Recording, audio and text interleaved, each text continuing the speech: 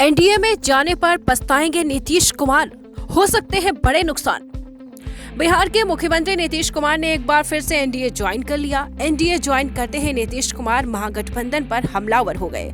उन्होंने आरजेडी पर उन्हें काम नहीं करने देने का आरोप लगाया। वहीं इन सबके बीच अब सवाल उठ रहा है कि क्या एनडीए में जाने के बाद नीतीश कुमार अन्य सहयोगी दलों का दबाव झेल पाएंगे।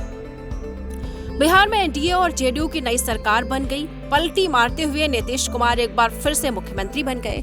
वहीं भाजपा की तरफ से सम्राट चौधरी और विजय सिन्हा को उप मुख्यमंत्री बनाया गया। इन गहमा गहमी के बीच अब सवाल उठ रहा है कि क्या नीतीश कुमार को एनडीए में जाने पर नुकसान हो सकता है। तो चलिए आपको इस बारे में विस्तार से बताते हैं। एनडीए में जाने के बाद नीतीश कुमार को लोकसभा सीट के साथ समझौता करना पड़ सकता है, यानी भाजपा पहले की तरह 17 सीटें देने से इनकार भी कर सकती है।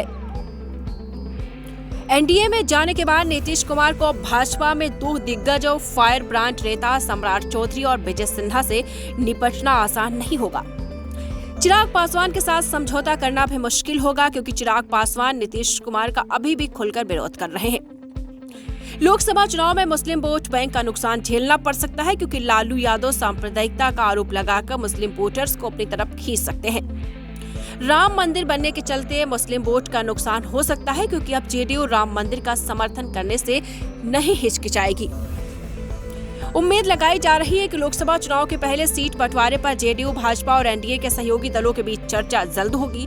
2019 के फॉर्मूले के तहत जदयू की 17 सीटों की मांग इस बार पूरी नहीं हो सकती।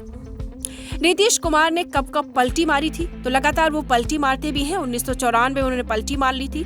1995 में वाम दलों के साथ गठबंधन किया था। 1996 में नीतीश कुमार बीजेपी के साथ आ गए थे। 2013 तक बीजेपी के साथ रहे। 2013 में नीतीश कुमार ने फिर पलटी मारी और लालू यादव के साथ चले गए। 2015 में नीतीश कुमार ने कांग्रेस और आरजेडी के साथ सरकार बनाई। 2017 में फिर से महागठबंधन का साथ छोड़कर बीजेपी से हाथ मिला लिया। नीतीश कुमार ने 2022 में एक बार फिर से पलटी मारी और महागठबंधन में चले गए।